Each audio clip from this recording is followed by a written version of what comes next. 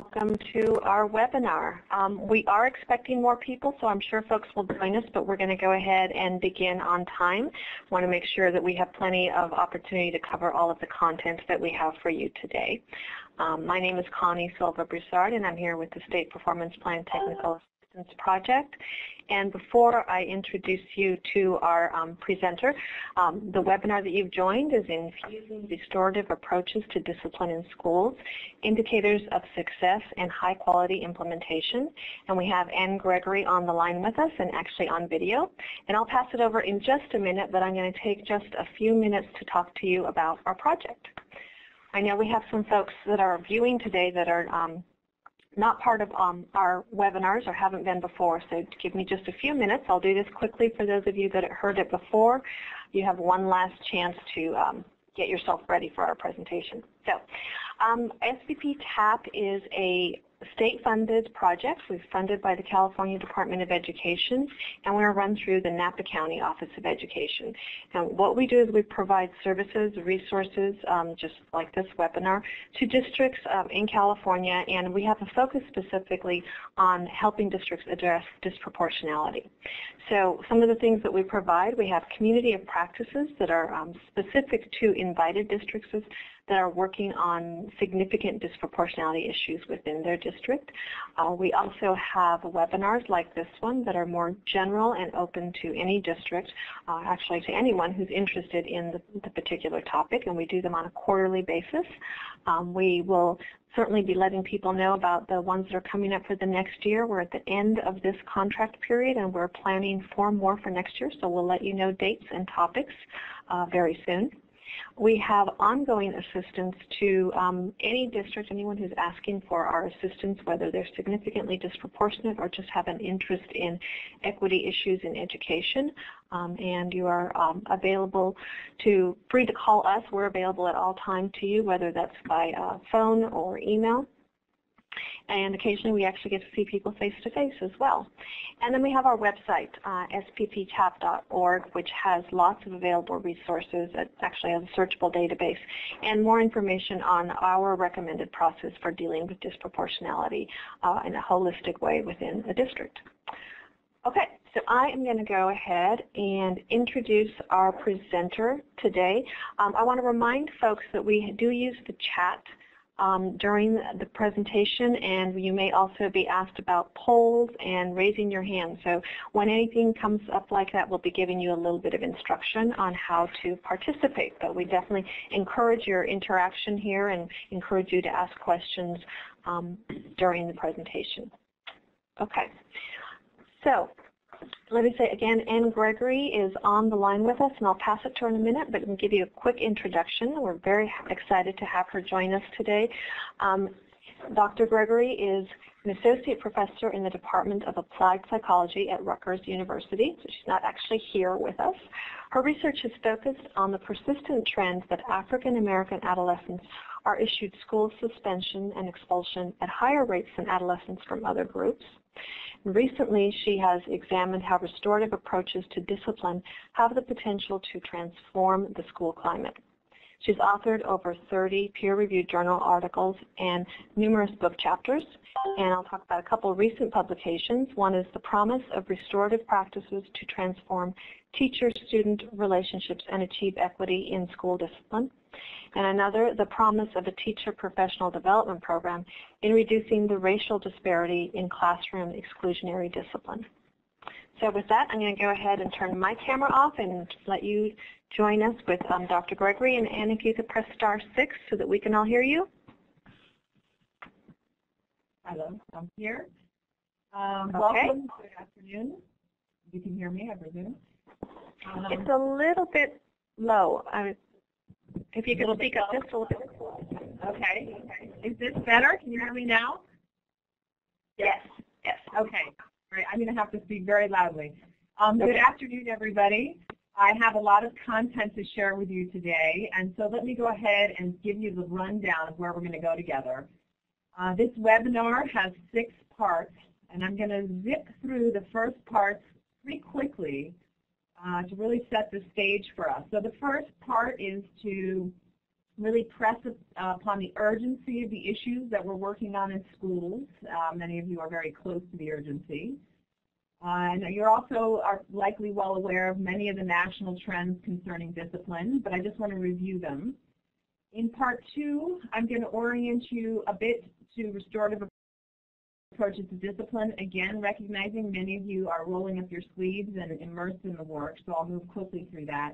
And then I think it's important to take a quick speed tour through the research on restorative practices. So that's going to be done in about 15 minutes, and I'm going to open it up for questions, and I'm going to hold a poll, so I'll learn more about where you all are at with the work. The bulk of the webinar will be 4, 5, and 6 parts, and this is where we're going to really roll up our sleeves and get to the content related to high-quality implementation of restorative practices. I know that folks are really, a lot of school districts are in this stage of trying to think very critically about how to implement restorative justice and restorative practices well. So I started this work in 1995. I was working in a large elementary school where folks were talking about the racial achievement gap, but folks weren't talking about race and discipline. In fact, there was a sense that it was a bit of a taboo topic. And since then, I've really been shining a spotlight on racial equity and discipline with a focus on what schools can really do about it to change these trends. So again, I'm going to start with some framing issues with some data. And you can, many of you are familiar with some of these studies I'm going to present. So think about using these slides and this information with colleagues who are less familiar. So I offer them to you really as a tool to communicate with others. So here's trends in the percentage of middle and high school students who receive 1 or more suspensions in a school year. And we see a slight uptick for Latino students over time. And clearly, many of you are concerned about the fate of Latino students in your schools, and so we'll be also keeping an eye out for those trends over time. But what I really want to point out here is the trend here for African American secondary students since the 70s. There's been a 12 percentage point increase in their rates of suspension, so that's quite concerning. And I've also noticed over the years that folks like to try to explain away the racial disparities with other alternative explanations. That makes some intuitive sense. They might assert that it's really about racial achievement gaps or overrepresentation of special ed or the risks accompanying high rates of poverty. But I can confidently tell you that over and over again, we've shown in lots of rigorous research that when we account for achievement lags and poverty gaps and special ed referrals, we do not explain away racial disparities.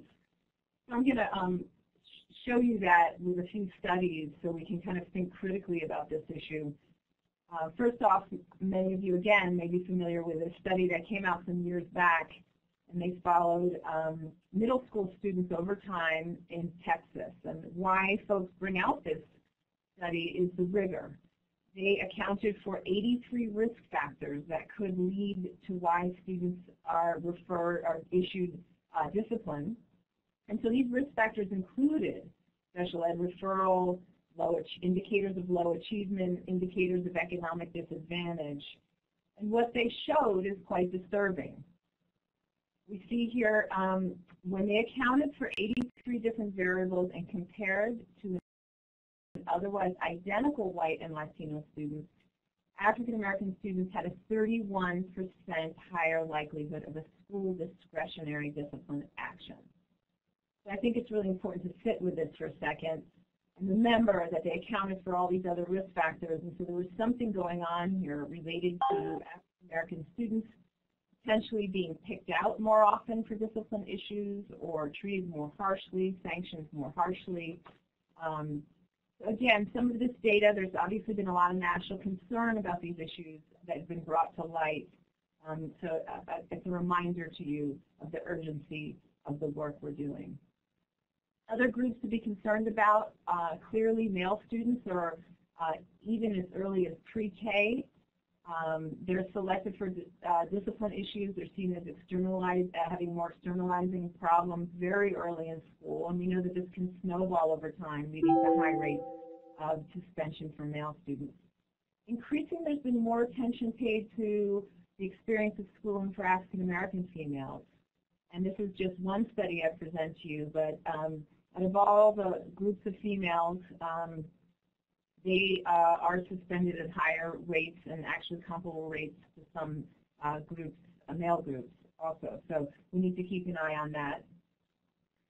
And as I mentioned before, it depends on the region and the country, but we know some trends around Latino students are also quite disturbing.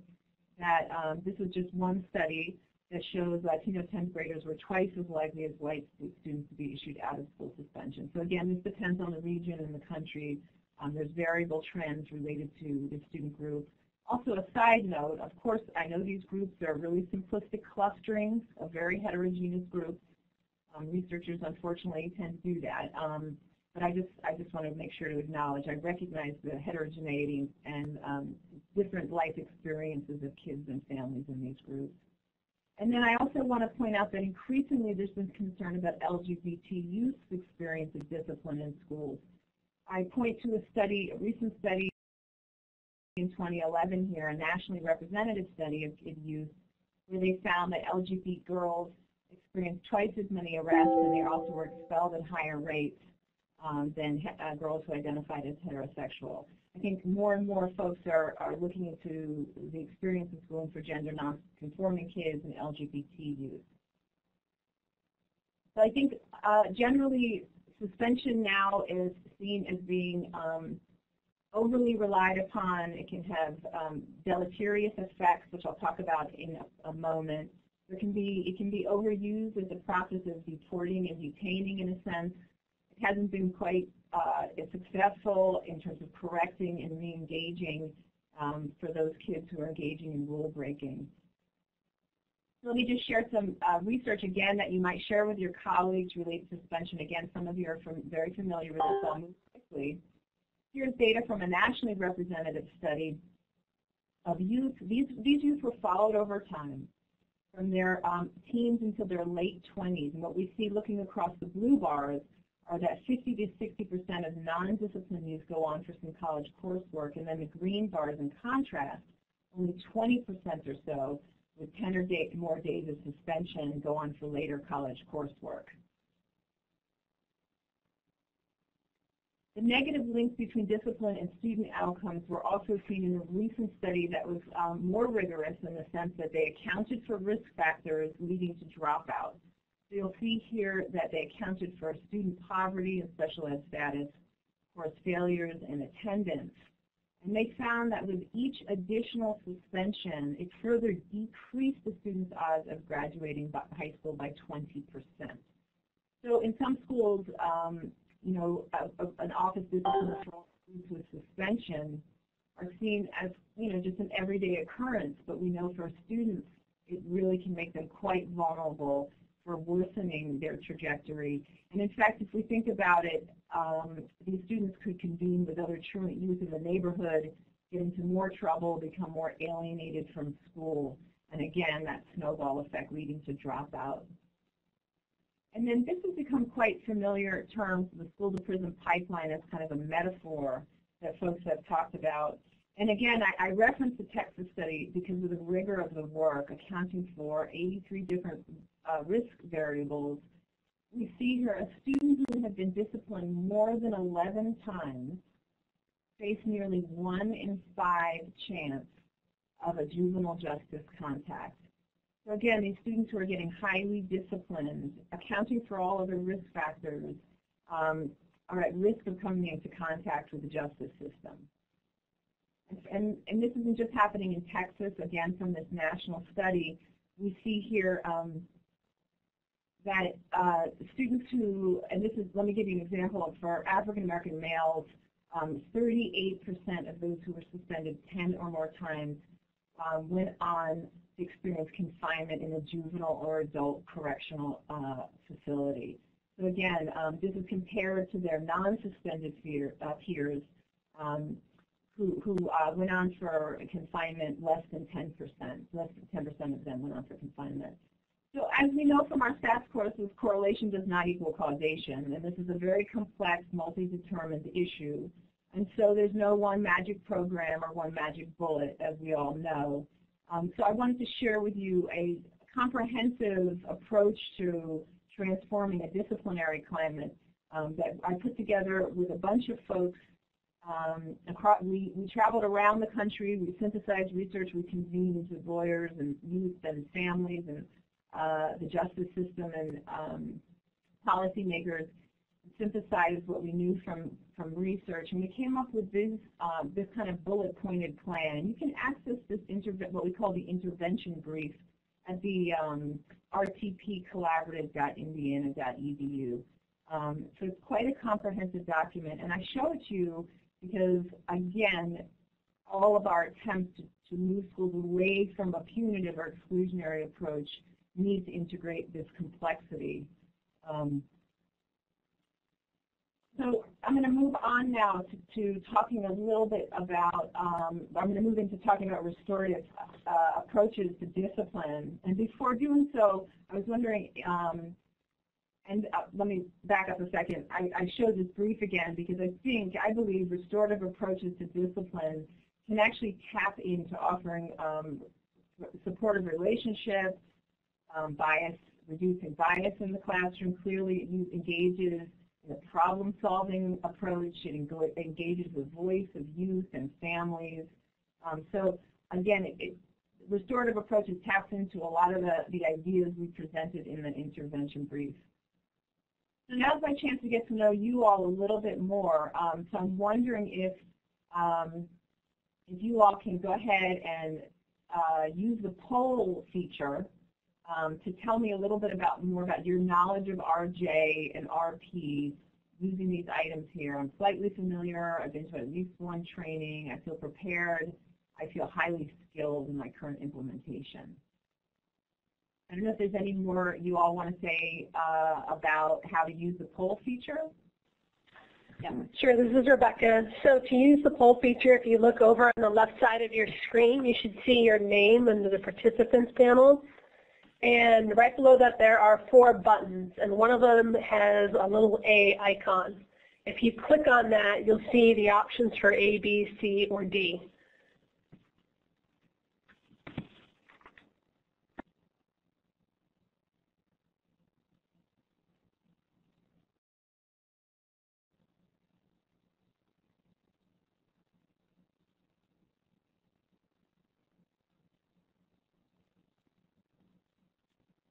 Okay, thank you for going ahead and selecting these different choices.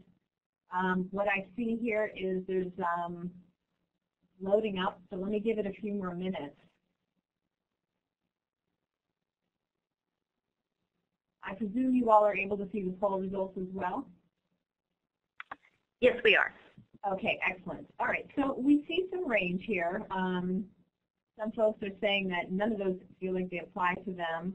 But there's some spread here that some folks have been in some trainings, there's a little familiarity, and fewer folks feel like they're, I guess only one person feels highly skilled. So we'll hopefully we can hear from folks as the webinar goes and learn more about your experiences for those of you who did pick C or D or even B for that matter.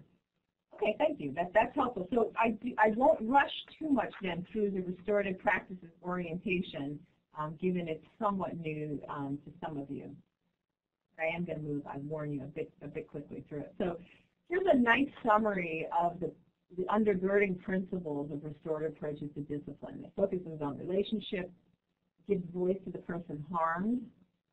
So I want to emphasize that. We already know typical disciplinary processes do not have a platform for the person who's been harmed to really offer their experiences of what happened in the incident. It's an empowering process from my perspective because it engages people in a collaborative problem-solving model if done well. It's a chance for students and parents and staff to practice resolving conflict. There's an emphasis on dialogue and an emphasis on repairing harm. So that's some phrase you'll hear me say over and over again, the idea of repairing harm, which I think also differentiates it from traditional approaches to discipline. Now, a little bit about terminology. Restorative justice is considered kind of a broad theory about repairing harm. It's typically RJ is sometimes enacted after an incident has occurred, but not in all districts. So, people tend to use RJ or RP interchangeably. My perspective is that RP tends to imply a broader framework that includes community building activities, but it doesn't necessarily. Some people like to include the word justice in their practices in the school. So either way, I'm fine changing RP and RJ. I'm not going to get caught up in that too much, but just to orient you to that, some folks use those terms interchangeably. So I want to give you a flavor of what some schools are doing. So let me go ahead and start with Fairfax. This is the Fairfax County Public Schools. This is their continuum of practice. You're going to see on the bottom here you'll see RP prevention. This is the idea that all staff will be trained in approaching using what people call kind of an RJ mindset, the idea of helping facilitate conflict, community building. As the continuum goes up, we see circles, and then it finally goes up to a more formal process of restorative justice conferencing, as they call it, which does require, as you can see in the red box, training and certification in Fairfax. So we're going to circle back to that idea of how do you create highly qualified trainers or facilitators in your districts and build capacity in your districts to keep a hold of those people and spread the practice. And some of you, I think, are calling in or watching from San Francisco Unified, so here's a shout out to you all. This is obviously the multi-tiered system of supports triangle. Many of us are familiar with that. It starts at the universal level or the tier 1 level. And everybody at that level is exposed, hopefully exposed to some sort of practice. And here in San Francisco, the theory is that students will participate in community building circles. So I'm just pointing out one of the practices at that universal level. So the circles are used regularly hypothetically, in some classrooms. Students sit in a circle unencumbered by barriers.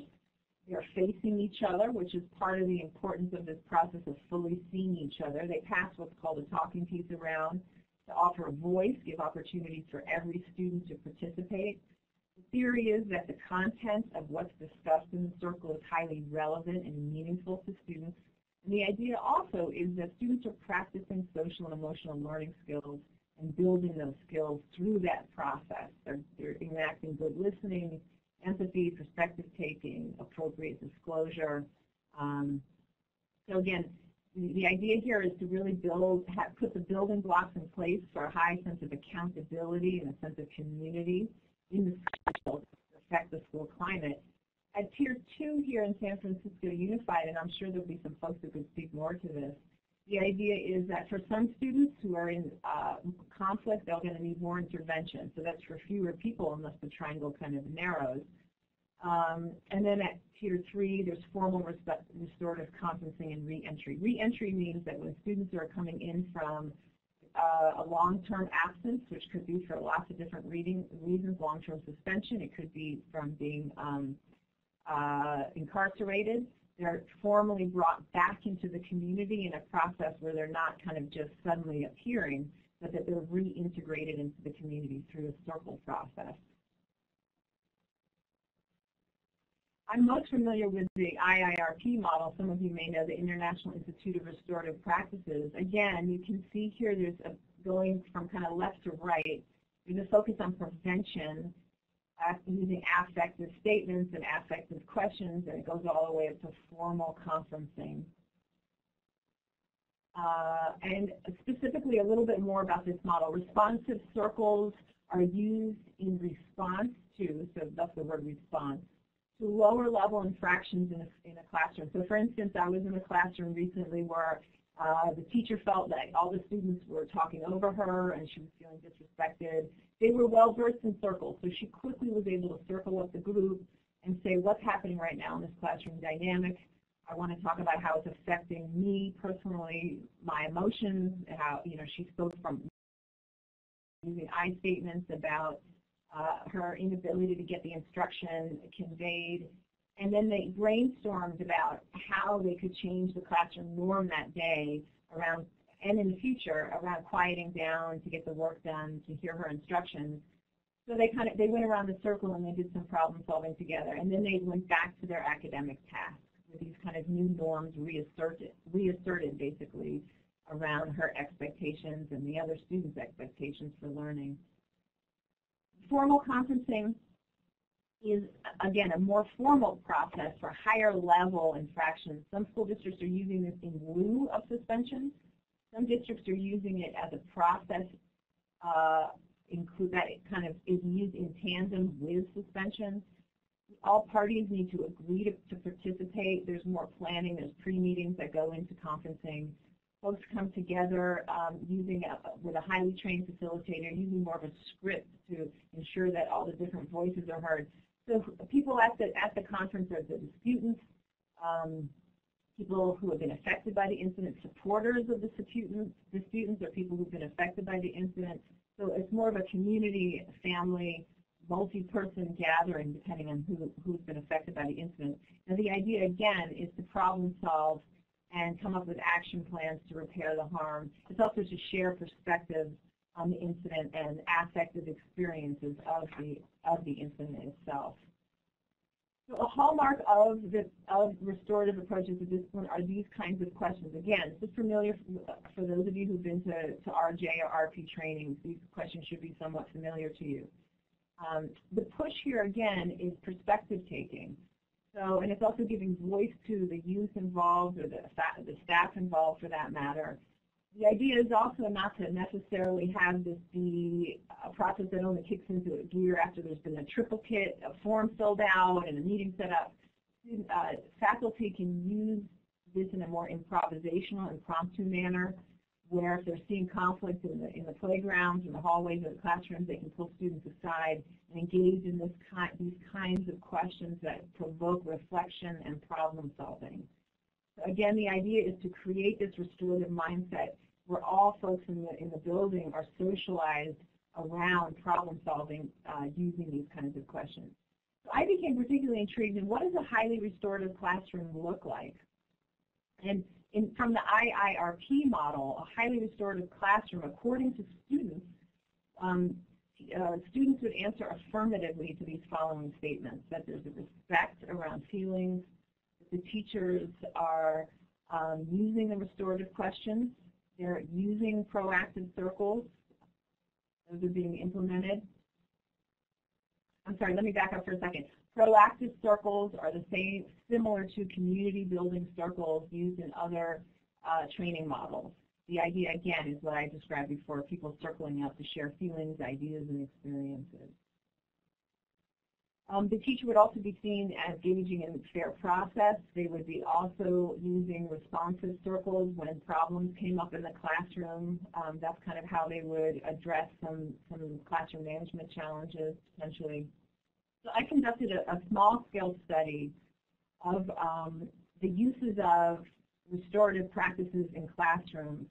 So I'll just walk you through the results really quickly. Again, this is small scale, it's preliminary, but what I did find was when students felt that their teachers were frequently using RP in their classrooms, in other words, they answered affirmatively to the statements I just showed you, those very teachers had a very narrow discipline gap when it came to referrals for misconduct and defiance issued to African American and Latino students versus white and Asian students. The teachers who were seen as low on restorative practices, they tended to have a high gap in their referral rates, as you can see on the other side. You can see that kind of wide band there. So again, it's very preliminary, but it hints at the fact that when students are perceiving these kinds of practices, there's something going on related to the teacher's behavior around referrals. So, you know, we have to look a lot deeper into understanding what are these teachers doing differently, the high versus low RP teachers or implementers. Is it their skill in resolving conflict? Is it their skill in diffusing conflict, preventing conflict, building relationships? There's a lot of questions there. Before moving on, this is a nice segue for me to learn from another poll. If I could ask you, just tell me more about what your thoughts are on the promise of RP. Are you feeling optimistic about RP? Are you feeling more cynical about RP or RJ? Where are you at in that continuum? And then I'm going to present some research and see what the research might tell us. So if you could just go ahead again and do a poll. Do you feel it has potential to improve your school climate? Does it have the potential to reduce disparities you may be experiencing in your district or in your school? Or do you feel like it just is not going to be enough to shift entrenched patterns of discipline and achievement patterns? So thank you for, I see some of you already answering the poll. Great. It's kind of a forced choice here. So we're getting lots of A's and B's.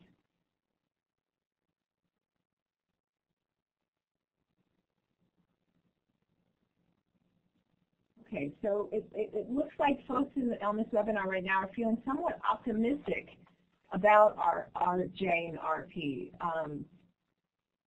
So, you know, obviously I'm talking today because I share, and some folks are just not sure, or none, maybe they didn't answer. Okay, so we're not sure from them, but for those of you who did answer, we see that there's definitely some optimism. So as I'm going to argue for the rest of the webinar, I think my optimism rests in good implementation of RP. So we'll get to that. But before going to that, I want to just give you a brief overview, again, a speed tour of the research before we get into the quality of implementation issues. So obviously, we need to move from anecdote to evidence, I think, to really understand its promise. And the first thing I want to say is, you know, the U.S. is a little bit later in the game when it comes to implementing RP. There's been international work now for a long time, and the paper I cite here gives a good summary, which you can find online, of the international work and even some of the work in the U.S.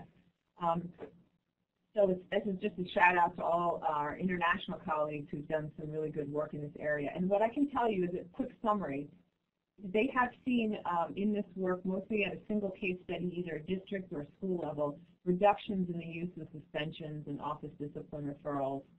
And so more and more we see in the U.S. context evaluations coming out. So again, I'll give you a quick speed tour of that. This is just one example of a high school that's predominantly African American, and we do, a lot of schools are showing this kind of pre-post before bringing in RJ or RP, and after they see reductions in these kinds of discipline referrals, sometimes pretty dramatic reductions. And at the district level, we're starting to see some more promising trends. So for those of you who are from, I'm not sure if there's anyone there from Oakland, but San Francisco people, I'm sure you're aware of this report that came out in the fall. They showed some reductions in the suspension rates, specifically for African American students in this evaluation. So this was in the cluster of schools that implemented restorative justice, as they call it. They saw the greatest reductions in the category disruption and defiance, which I think is really important because we know that a lot of the racial discipline gap is arising from that category, and you guys all know that well, given the legislation in California. But I also want to point out in this evaluation, it's worth taking a look at if you haven't already, because they also followed cohorts of students in RJ schools and non-RJ schools, and they showed that the benefits for African American students were remaining even when they accounted for risk factors. So the bottom line is they were showing a lot of promise for narrowing the black and white suspension gap. Now another district I want to share with you, I've been conducting some evaluation from. Now Denver, they've been at this for a while, and since 2006 they've shown a 40% reduction in suspension and expulsion rates. So I recently took a single school year of their data, and we followed students over time. Those who went into the discipline system, so they're issued a referral, those students who received a conference, a circle, or a mediation, they had a lower odds of getting a suspension, a future suspension in the spring, or a future office discipline referral. So in other words, they tended not to re-enter the discipline system compared to their peers who never received a conference, circle, or mediation. So I think there's some, and oh, I should say, for those of you who are critical of research studies, that we accounted for lots of confounds. Our statistical analyses accounted for severity and frequency of referrals. So in other words, our findings held even for the frequent flyers that you see repeatedly in your discipline system. There was something about the conference, the circles, of the mediation that shows there's a potential protective effect for them. So, so I think that was pretty exciting, and it makes us want to unpack, well, what could be going on in those processes that's better than other kinds of disciplinary sanctions. But I should say this, too, about the Denver schools, that they, despite their years of toil in this, they have still a pretty big racial discipline gap in terms of African-American students being overrepresented. So there's variable implementation like every district. Some schools are, especially their middle schools, they were doing a lot more conferencing than in their elementary and high schools. So again, there's a lot of great work that they're doing in Denver, but it's important for us to track whether disparities will reduce over time. So I want to just kind of wrap this section up and say some take-home points. I think we can confidently say that restorative approaches are linked with reductions in suspension and discipline referral. I think that's been shown now in single case studies, in districts, but the promise for narrowing disparities is still open to question in my perspective. We're seeing some initial promise, but again, there's a lot more work to do in that. And we also don't have any good experimental work out in the U.S. yet about this, but it's ongoing now. Here's 3 federally funded randomized control trials, so we need to keep our eyes out for the results here, and then we may be able to make stronger claims about how restorative approaches are actually causing change. And also I would say, and I think many critics would agree, that we need to go way beyond discipline records. The fear would be that folks aren't issuing, when restorative justice comes into the school, there's a suppression effect, that folks are just, there's a kind of public sanction on using discipline referrals and using suspension, and so folks are just not issuing them, but students are running amok or there's more behavioral problems. So we have to be really careful to measure all different kinds of other outcomes. We need to look at the positive effects that could be cascading out of these practices, because to me the first stop is discipline and suspension referrals. But it's way beyond that. We need to see if kids are getting re-engaged, if they have social emotional increases in social emotional learning. We want teachers to feel safe and students to feel safe, etc. But I would say this, that in Oakland, so I'm going to flash back onto the RJ in Oakland for a second in their evaluation, and this is the title of their evaluation, by the way. They did find that teachers, a majority of teachers who were surveyed reported they felt RJ built caring adult-student relationships and strengthened students' conflict resolution skills and improved the school climate. And that's important. Obviously, we need our staff, our faculty to feel that way. So I think that's really important. The other thing that they found was in RJ schools, improvements in reading proficiency went up and rates of graduation went up. And attendance went up in RJ schools, and that was actually really a striking peak, or let's say growth in attendance. So also important and intriguing for us to keep looking at the positive outcomes. Okay, so this was just a quick set. I got through the 3 parts of my talk. I'm doing really well on time, and I'm going to move on to talking about implementation. Before I do, so far I have talked about just an overview of racial disparities in the nation and the state. I've talked about just the definition of restorative practices and defining some of the practices, and then I've just given a quick run through of some evaluation research that's out. So I'm wondering if anyone has any reactions or clarifications before we kind of roll up our sleeves and get into the nitty-gritty of good implementation. So there's a chat box, and you can type in your response. You can raise your hand, I guess. There's a place to raise your hand. And then if I call on you, you have to hit *6 so we can hear your voice.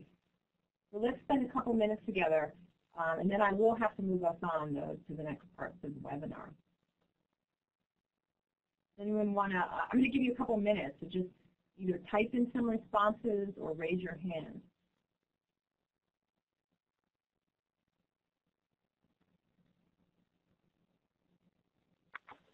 If you want to raise your hand, there's a hand icon below your name on the left side on the participants panel. Michelle is right. So I see, and I presume everyone can see the chat box. Is that correct? Yes, they can. Great. So Maureen, thanks for your comment. It sounds like some of this has been reinforcing and what you're trying to implement. So it's kind of an echo then chamber a little bit for you of what you've been working on. If anyone else has their hand raised and I'm missing. Okay. With that said, then, if I don't see other comments or hands raised, I will move on. Michelle had a comment. And I did see that, sorry, Richard also raised his hand, right? I see the little one. So, Richard, if you could press *6, we can hear your voice.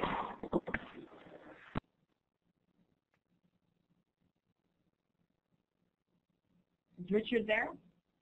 Yeah, I'm here. Hi, Ann. Thank you for everything you've presented. It's beautiful. And we at Restorative Schools Vision Project totally support what you're doing. And we agree with the approach, et cetera.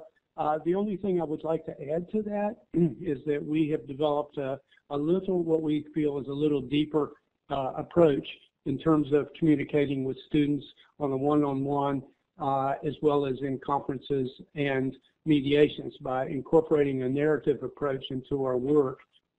We're really looking deeper into what's going on before we go into problem solving. In fact, we found that problem solving is the easiest part once we really start unpacking what's, in a deconstructive manner, start unpacking what's going on, and then get the students to externalize their problems instead of saying, what's your problem? It's like it's, the problem is the problem, not the person. So by emphasizing that, we get students coming in mediations and are already writing on the board because they've been through one before or they've experienced it in circles. We get them writing on the board. Oh yeah, the person is not the problem is the problem. So it works. And this is a middle school we've been embedded in for the whole year, 1 year now. And but we've worked in other schools where we've done the same, but the most recent experience in this middle school was very rewarding.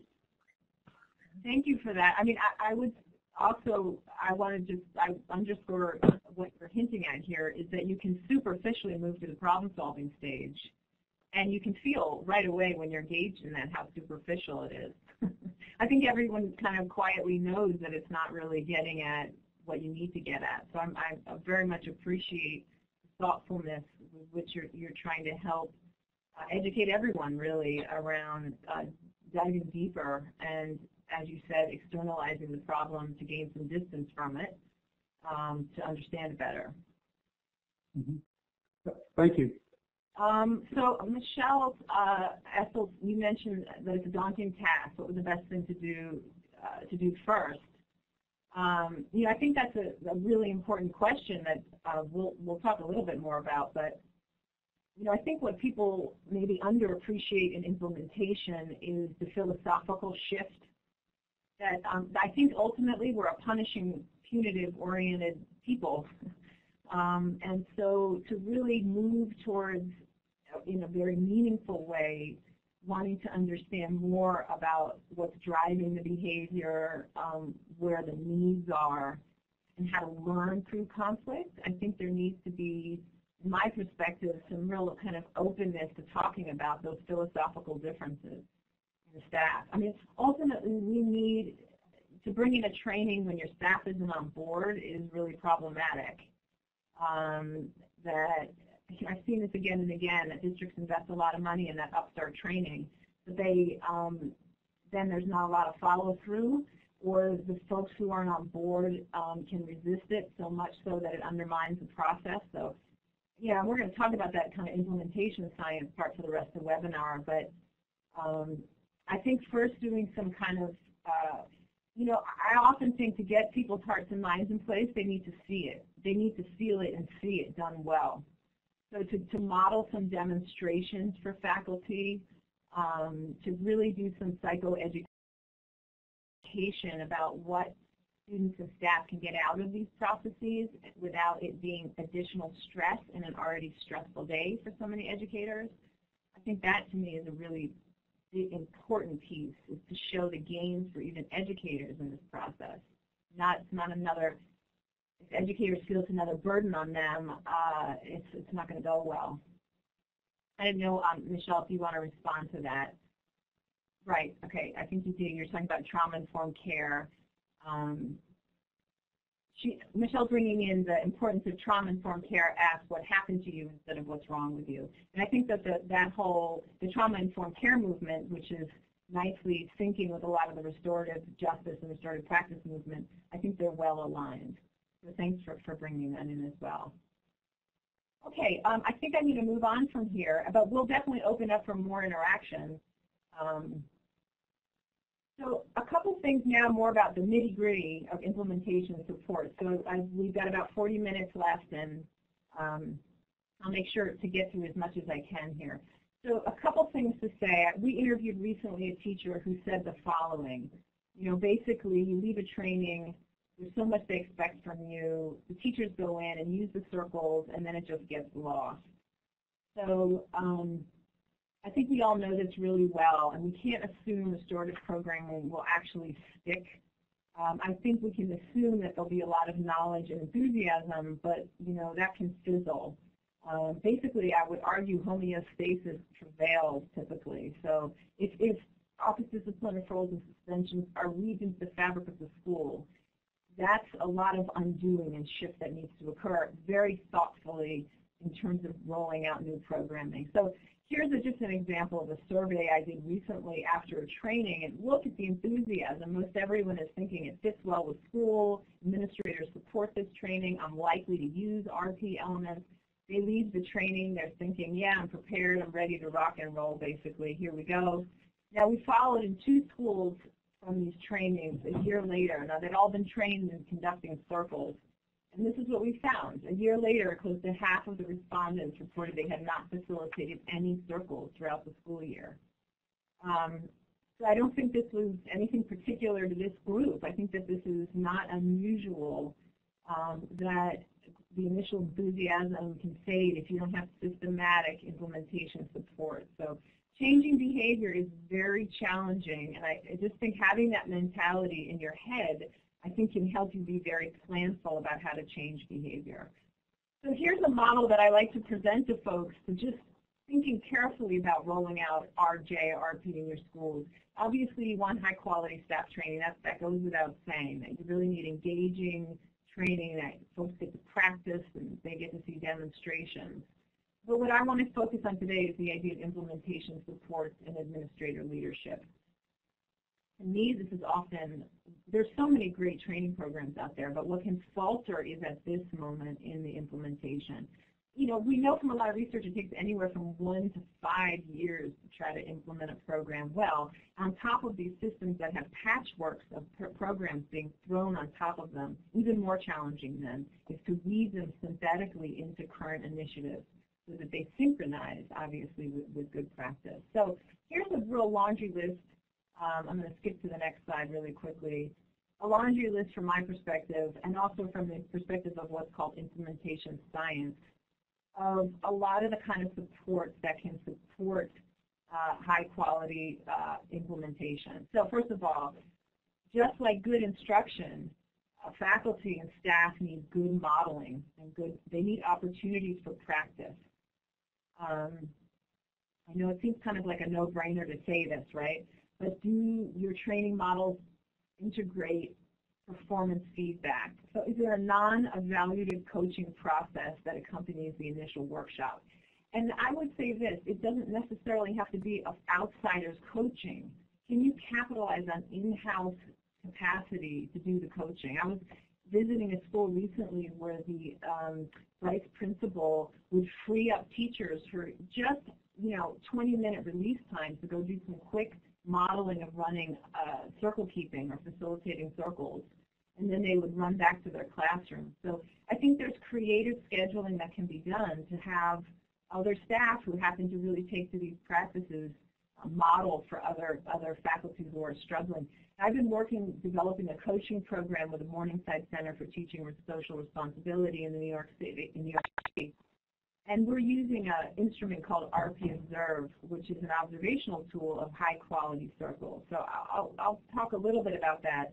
But the idea here is that the coaches can watch a circle and talk about high-quality indicators, where the teacher can grow, where they're already striving or thriving in their circle-keeping process.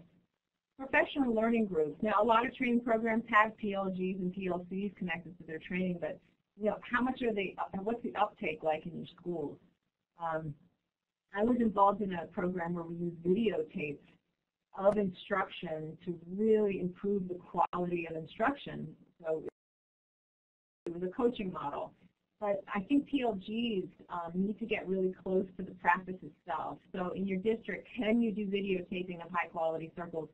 Can faculty kind of do a show and glow to show what's working well for them for a good conference? So districts vary in their policies around use of videotaping, but I think the closer you can get to the practice that teachers can do demonstrations with each other, the better.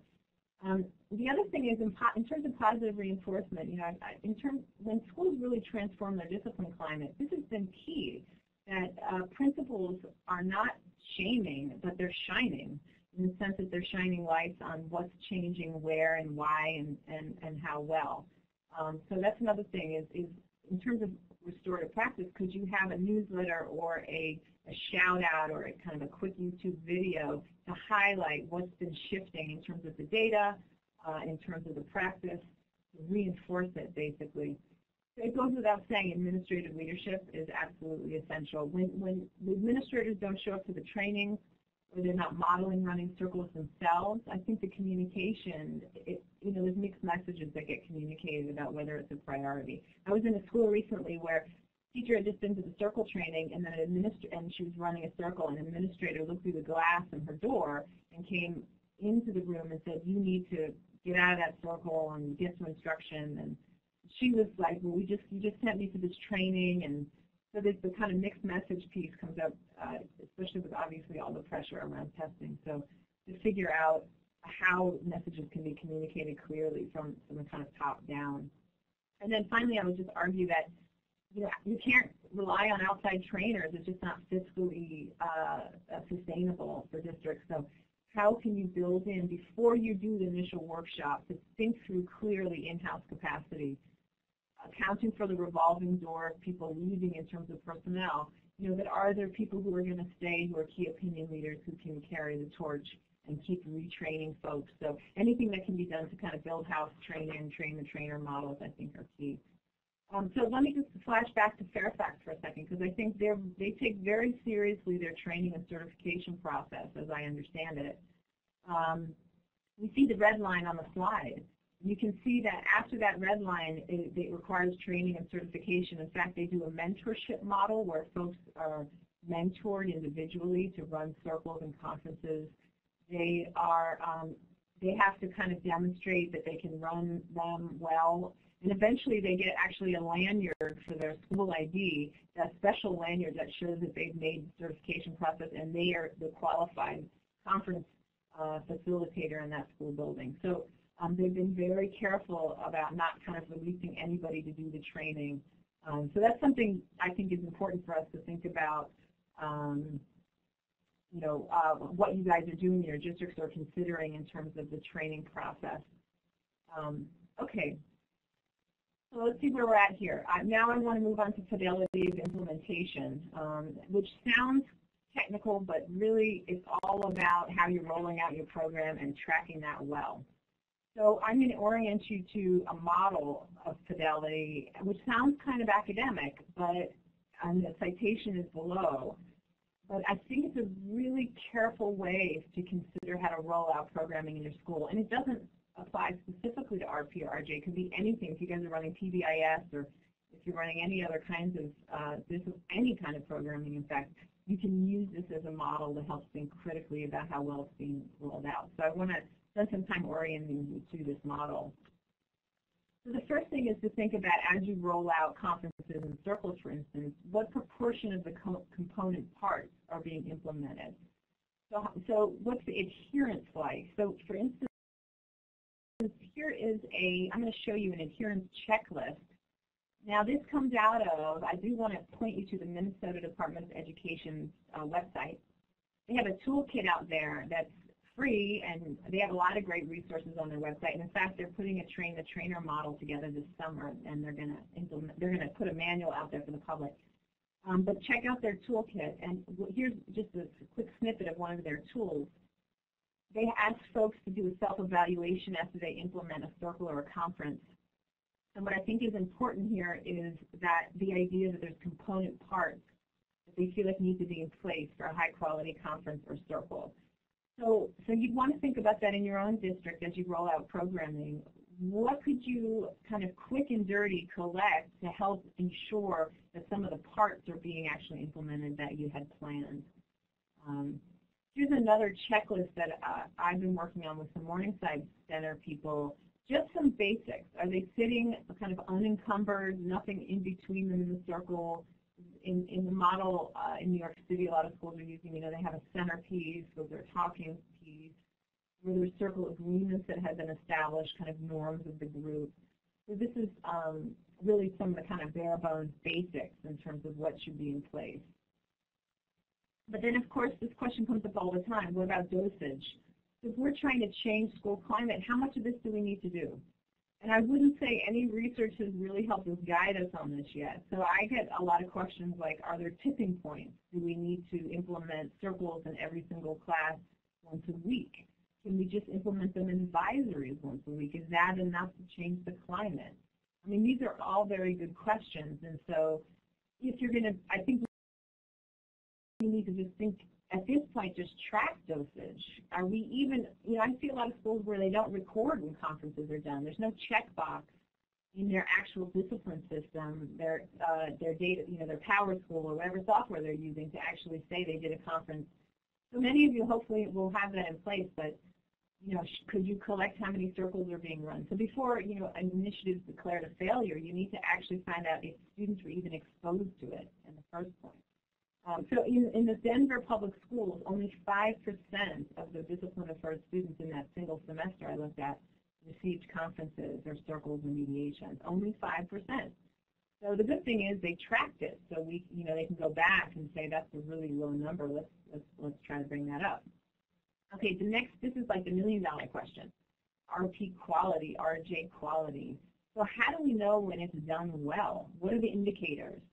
So, for instance, if we're trying to reduce racial disparities in a school building or in a district, what are the characteristics of a circle or a conference that increases trust and belonging and decreases suspicion, or for that matter, implicit bias or sense of alienation? So it's harder to capture quality, but I still think we need to push on this issue. You can implement lots of circles, and you can just not do them very well. So I've been trying to think carefully about this issue, and I'm developing an observational tool for conferences and circles where we look at these three constructs of structure, support, and student voice. So this is kind of under construction, this observational instrument, but the main idea here is that underneath the process, in a sense, these are core ingredients that would leave students feeling a sense of belonging, a sense of community, a sense of accountability. So that's the kind of theory behind this, that we want to have consistency, upheld agreements and rules, respect and responsiveness, and then that there be a clear integration of student voice. So the high relevancy of the content, our students have opportunities for leadership in the process. Are they actually facilitating the circles, deciding on what topics being discussed? Do they appropriately disclose information about themselves, sharing appropriately? That means, in this sense, risk-taking.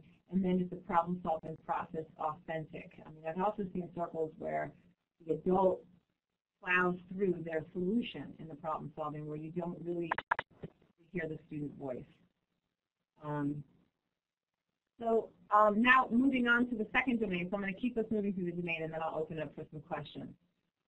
Participant responsiveness. So you can have people physically present in an intervention, a circle, or a conference, but they're just not mentally present. They're basically faking it, trying to get through it. So that's another thing to think about. Are people really engaging in this in a way to be useful? So here's some data from Australia and Queensland. And what's striking to me about it is that 90% of those who participated in these conferences said they felt they had a chance to have their say, which I would think is the idea of voice. So that's a good quality indicator. 80% of wrongdoers reported that they were affected by the emotions of those who had been hurt, and this made them feel bad. Some people call this empathic perspective taking. And then they were followed over time, and in fact, victims in these conferences, there's some serious kind of offenses, the victims said a majority of the wrongdoers had behavioral improvement, meaning that the victims said, yes, things had really changed. And so they're good people to ask, right? And there was also low re-referral rates for these folks, what some people call low recidivism. So again, this hints at high quality indicators of perspective taking, empathy, and voice. And I think that then taps into this idea of enactment. So what do we want students and faculty get out of these processes? We want them to apply skills they learn in new contexts, which is called participant generalization. So in Minnesota, there was a study of kids at risk for expulsion. So they were up for expulsion. They followed these family group conferences over time. A majority of the students reported that they understand the impact of their behavior on people around them. And 61% said they learned how to solve problems nonviolently. So they're self-reporting some learning. So obviously we need to get this verified from outside sources. But again, it's important, I think, as schools roll out programming to think, are we actually implementing this in a way where there can be any skill development? You know, what are we doing here to actually show us that they're able to generalize some of these skills?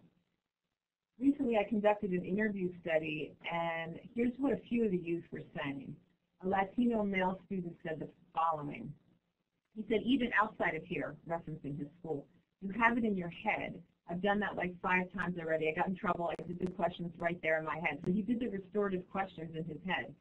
And they looked at me like, what? And I'm like, nothing, nothing. I'm just doing the restorative question. So he had this odd behavior from his friend's perspective, but he had internalized the restorative questions, which I thought was pretty striking. And then a white male high school student explained, I learned how to handle a situation if it comes up next time, like taking action steps for how to fix a problem, like cause and effect. Now I generally handle them in a more respectful way, just talking to the person. So again, that was striking to me as well, that they had internalized, they were able to articulate some of their learning. An African-American female high school student said, I actually learned how to listen. And after having a few one-on-ones with the same person, it just clicked in my head. I learned how to express myself and tell how I feel before I get mad. So here they are. These 3 people are really leaving us with some of the promise of restorative practices. They seem to have internalized the restorative questions and processes. They report managing their emotions differently and conflict differently. So again, we then want to backtrack and think, well, what needs to go into our processes to actually ensure this kind of reflection and good practice listening?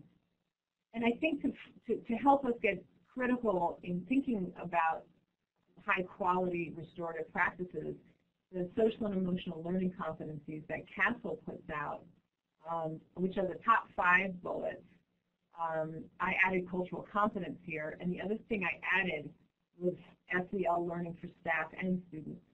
I think these dialogue-based processes of reflection around conflict can also open up staff learning about the students, and I think learning and also increasing their social awareness, their relationship building skills, their cultural competence for that matter.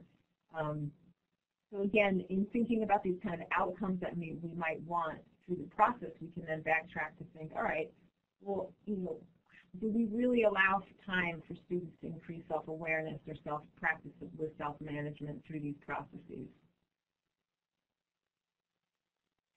In the Denver Public Schools, they actually, this is part of their training manual I wanted to share with you today. They do a conference, kind of an exit survey at the end of their conferences. I just am sharing with you the non-student participant. So the person would check off, you know, I'm in this role and I was participating in the conference. And then they rate the student's behavior on these social emotional learning skills. So Denver is trying to track whether the participating students demonstrated these skills, expressing feelings in an appropriate manner, understanding the feelings of others, good listening skills, ability to control anger, etc. And what I want to say here is this isn't just kind of a dry evaluation. I think this should point to intervention needs. If the student's struggling to demonstrate these, it could be a skill deficit. It could be that it wasn't run well, the conference. There's lots of reasons to think if things are rated low here that there should be something backtracked to improve in the intervention itself or supporting the student more. So again, when I'm presenting this implementation model, this Fidelity model, I'm really thinking through, I want to push you all to think through how to use this kind of information to then go back and improve the process or provide more support to staff or students. So the next slides I'm just going to flash through there for your reference. This is the whole model because I only touched on a few, but I didn't want to go through every little bit because it's quite complicated. But here it is for you in a slide written up with some ideas about restorative practices for your future reference. And then I want to just now stop for a second and ask you some questions about measuring fidelity and how thinking about fidelity could impact your own implementation. In fact, the next slides, I have some more specific questions for you. For those of you, I know there was only a couple people who responded that they're implementing RJ or RP in their schools. I was wondering if any of you all, or even from your experience in training, have you had experiences with high quality training? Do you have innovative ideas about intensive implementation supports that are cost effective? What about your thoughts on what does a high quality circle or conference look and feel like? What are students getting out of it? And then do you have any good examples where there's been a RP mindset integration in policy and practice? We haven't really talked about that fourth question so much about the nexus between policy and practice, but just wondering if any folks have some reflections on some of these topics.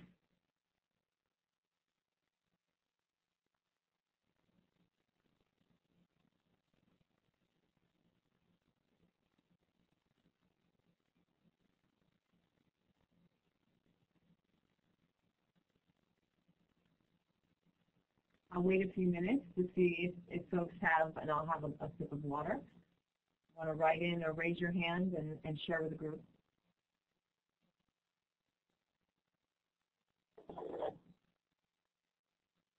Is someone from San Francisco? I can't seem to see the raised hand feature, so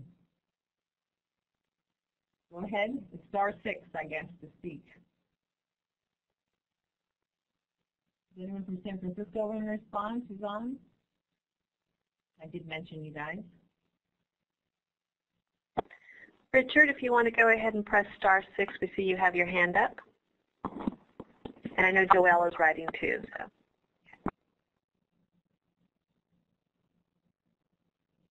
Richard, did you want to?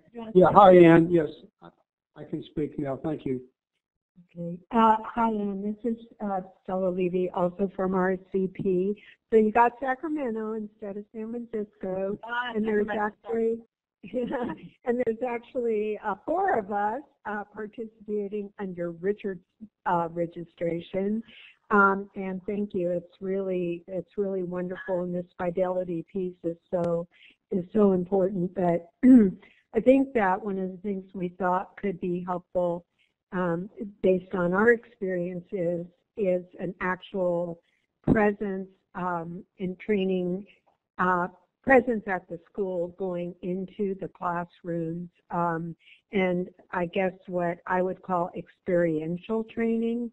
So that, for example, circle practice, you start off with teachers many of whom are pushing back really hard against it, and others who, without even trying it, they know they will really like it, and and a whole lot of difficulties, like the classes are so overcrowded.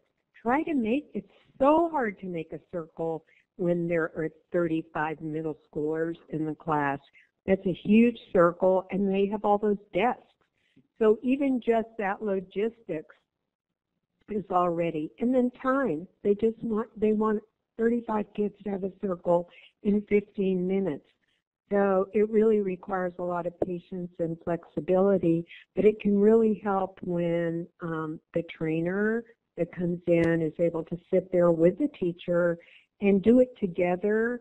And then the way we like to do it is so that the teacher is always a co-participant, co-facilitator, co-circle keeper, but with the understanding that as the teacher feels ready, and there's a huge variation in that time period, as the teacher feels ready to step up, every time they step up, we step back, and ideally we step back as quickly as possible. So that's one thing that maybe others, we found it to be helpful in really bringing, because the circle practice in the classroom is so key to bringing restorative justice to a school. That's some of what we found. I don't know if Richard has another comment. Well, I would just comment also on the conferences and mediations, the same principle. We don't do them. We start out doing them, facilitating them on our own. Not on our own, but being the key facilitator with the assistant principal present. And that's who we work with, and most of the time, the assistant principal.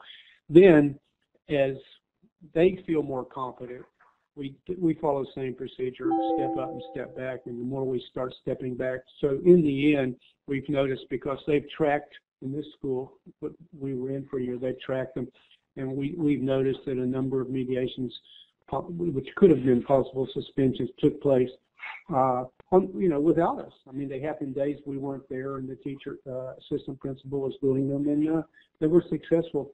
So I think that's really important. I just support what Stella said, that school presence is actually quite crucial for modeling, because you can give a training and say this and say that and do role plays, but it's not until you're actually in the classroom with a pretty rowdy middle school that you see that you need these you need to really learn patience and be able to do it for yourself, because if you can't do it, they're not going to be able to do it. So if you can't model it, against all odds, and there's huge odds, because when you get in the circle, of course, it's always a temptation to turn into a social event. The students love to socialize in that situation, so we have to use a lot of patience and work, in modeling it for the teachers.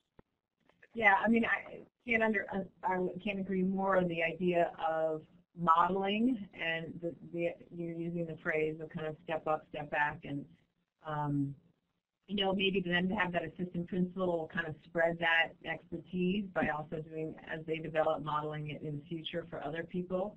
And so really right. Building in that web, that developmental web, or the mushroom, whatever metaphor we want to use here, to build in-house capacity eventually. But I think the idea of modeling or co-facilitating is really, really key here in terms of, it's just good instruction in general. I like the idea of talking about it as experiential as well. I'm going to turn to Joelle's question about PBIS. Many of you will be in the midst of implementing PBIS. This is a common question.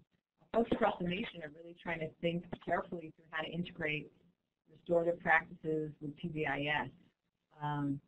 There's some folks in Oregon. Jeff Sprague has a paper out that you can find online where he talks about the alignment of PBIS and RJ.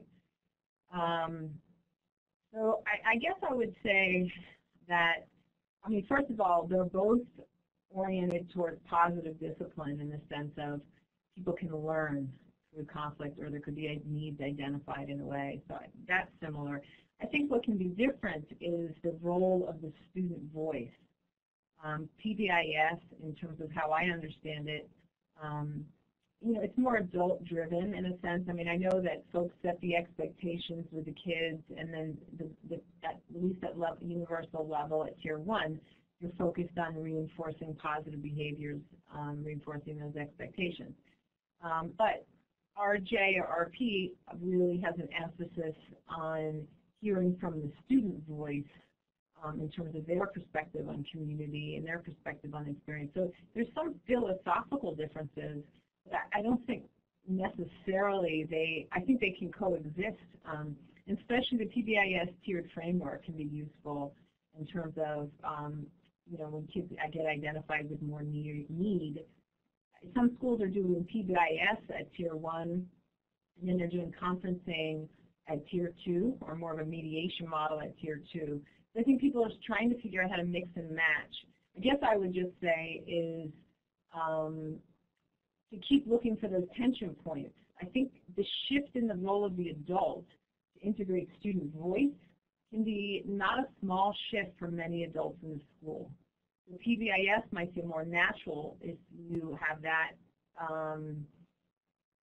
stance for some adults in the building, and RJ will feel more natural for others. So there could be some tension points there. There's not a lot of good writing or research out in the world at all right now, as far as I can find, on integrating PBIS and RJ. So schools are kind of going at that alone without a lot of guidance, but I know this is happening all over the country. I don't know, Joelle, if you want to say any more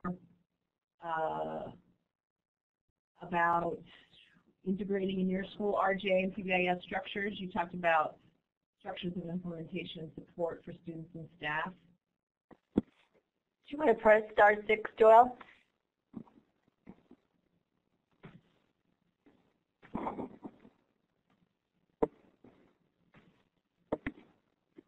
Hi there. Hi, Joelle. Hi. I work for Collaborative Learning Solutions, and we support a lot of districts with PBIS implementation model, where we stay with them for 3 years and really design a structure that can be sustainable after we leave. And so we're looking to develop the same kind of system with restorative practices, because like you said earlier, people get excited at a training, but if there are no structures in place, it just kind of falls through the cracks. And so we're looking to not have, the restorative practices team and the PBIS team, but how one team can do the work of both creating the structure restorative practices and PBIS. Yeah, which makes sense. Yeah. Yeah, Joel. I mean, I think that the database decision making using data and PBIS. You could do the same thing for RJ too. I mean, you could.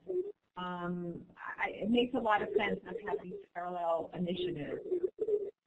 And I would say the same thing for trauma-informed care and many other mental health support. I mean, I've worked in a lot of high schools where the left hand and the right hand, the first persons don't know about each other. So obviously, the more synthesis and integration, the better. Okay, so I have a few minutes left to buzz through some of my final slides, if you guys will bear with me as I PowerPointify you. But just a few more slides, and I can just kind of give you some of the take-home points. This is the last section of the webinar today, is a little bit about outcomes. And I don't have to spend too much time on this, but it's just to help us think through where we expect change in the school. So obviously there's a lot of pressure to have school-wide change. But, we know that most variability of implementation occurs at the classroom level. So for things like community building circles, there's some teachers who really take to it, they're doing it a lot, and they're doing it really well. There's other teachers who are kind of resisting it, they're intimidated, they don't feel skilled, they don't feel like it should be part of their job. I mean, all different reasons, they're just not doing it as much. So we just need to think carefully about what kind of change we expect at the school. And this obviously has a lot of implications for the political viability of this work. We just have to be careful if we're expecting massive whole school change patterns in a year. It's just not realistic. But we could take a closer look at individual student change. For instance, kids who've received conferences, ideally we want them to experience all these kinds of positive changes. A lot of people look at reduced rates of re-referral or recidivism for conferencing. But we also, in student change at the classroom level, we should also be seeing a lot of positive, potentially, if implemented well, we're hoping for these kinds of changes where students have a sense of belonging and accountability. It's pretty amazing when you watch a classroom that have been doing circles for a while where they have positive peer norms and they reinforce those norms. The teacher doesn't need to do it. There's a sense of accountability. In diverse classrooms, we want a sense of inclusion across different subgroups, as I listed below, a few examples of subgroups. We also are hoping for positive changes for teachers. Obviously, we have to be sensitive to teachers' stress and struggles with classroom management, especially in this era, as they get piled on constantly with new initiatives. We're hoping that as teachers get to know their students very well in a surround sound kind of way, that their cultural competence and trust can develop, their relationship building skills increase. But we also have to track unintended outcomes. You know, there's been some kind of big media articles that have been circulating in popular press around here related to you know, unintended outcomes. So could infractions really go up, or classroom disruption go up because people are having this suppression effect, as I mentioned before, about not using referrals?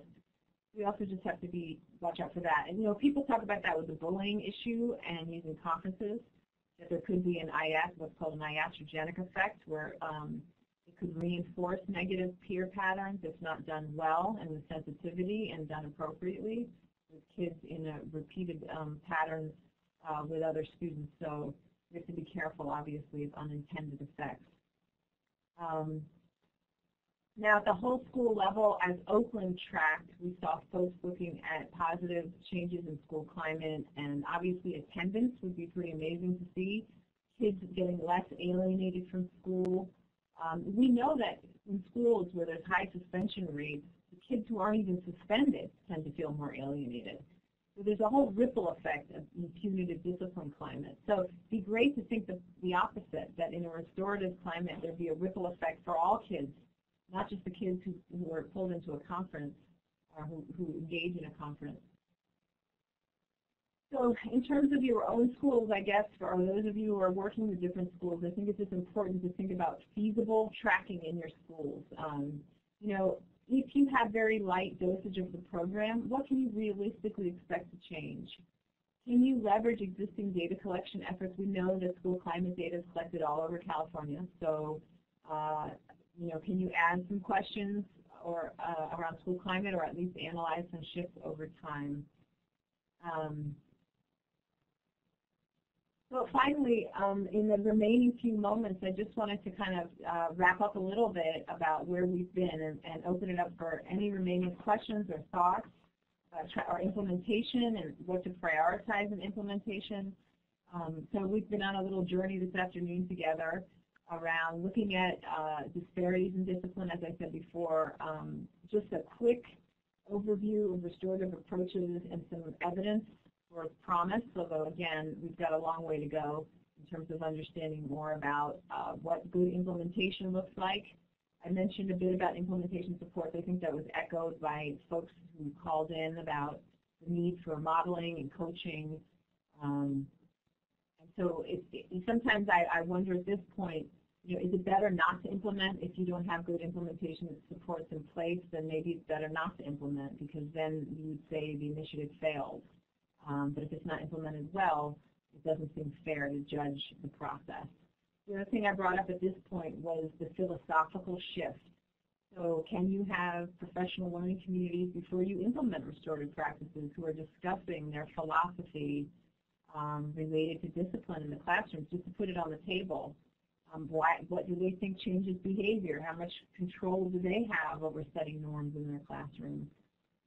Really trying to put some of those underlying beliefs on the table among staff, I think, can be important to do before thrusting a school into a whole change process. And then I really kind of try to spend a bulk of the richer content in a way on the fidelity of implementation and how to think very carefully about how much you're exposing youth to it, what are quality indicators, what kinds of skills do we actually hope folks obtain through these processes. Besides just reducing suspension rates, there's a whole lot of positive outcomes we need to think carefully about. And then, you know, I ended on thinking about what can we realistically expect in terms of outcomes. Those are just some of my concluding summary remarks. If anyone has any questions, feel free to raise your hand or type in.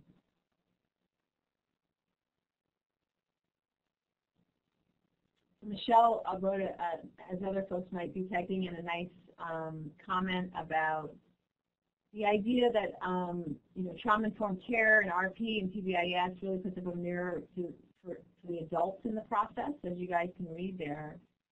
And, you know, I think it's true. I think that there's a lot of kind of questioning some of your beliefs about how schools should be run that can come into play with these processes. But I don't think we should hide that in implementation. I think we need to kind of put that on the surface, that this can be a challenging process for adults and a major shift in terms of sharing authority. Someone asked about a single best study. That's a great question.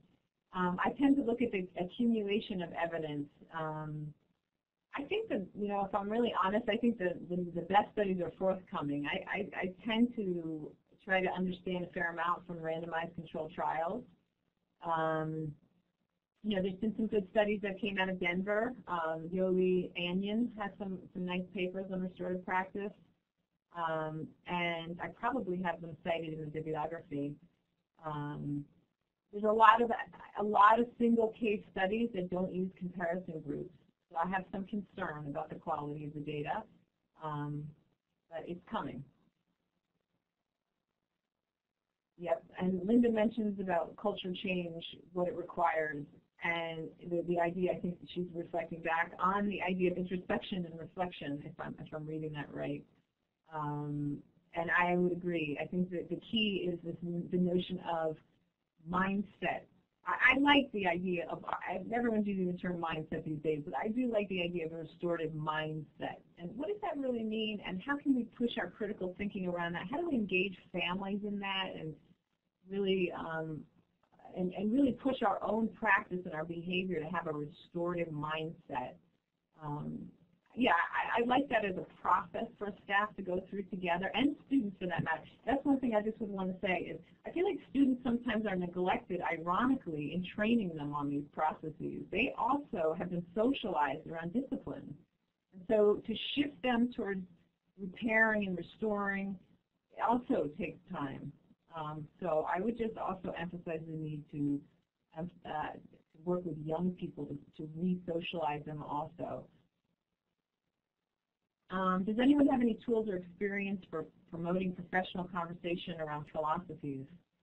That's a great question. I mean, my thought right away is you can give them a quick survey on their beliefs about the efficacy of suspension or punishment. And it's kind of informative. There's been some research to show that principals who believe suspensions are really useful tend to, obviously, they issue more suspensions.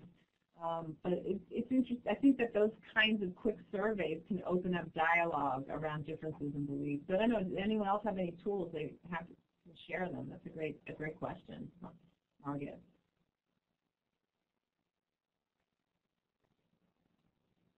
Oh, okay. So, Linda, maybe perhaps you're saying, it's interesting to read these comments here, but Linda, maybe you're saying a circle process is a good place to start that dialogue. And yes, that would make sense, right, in doing restorative work. That a circle process would be a good place, some really good openers to talk about those underlying philosophies.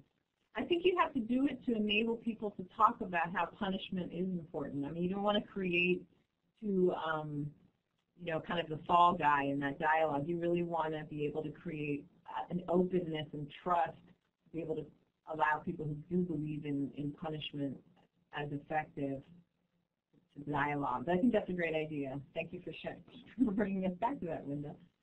I think we're just wrapping up. I know there's a few more slides. Thank you for your participation today. Here's some, by the way, here's a bunch of videos I compiled. Many of you have probably seen some of these already. Also, as you'll see, the moderator put a link to the bibliography from today, so you'll get the reference list you can find from today's talk. And here's my contact information if folks want to reach out. And then I think folks from Napa office going to chime in. Yes, thank you, Anne. That was wonderful, absolutely wonderful. Again, I hope everybody did get a look at the PowerPoint slides and downloaded them for yourself, so you have Anne's contact information if you want to do any follow-up. We do have a quick survey, as we do at the end of our webinars, and it'll pop up on your screen automatically. If you could take just a quick minute, it's just a few questions, to let us know your thoughts on this webinar and anything else that you would like from us. Again, thank you so much, Anne. That was wonderful. We really are very appreciative of your time today and all of the information that you shared with everyone. We all think it's wonderful and very informative. So we really look forward to hearing more research in this area, and thank you for reminding us that there's more coming because we'll keep our eye out. So thank you again. Goodbye, everybody. Bye-bye. Thanks.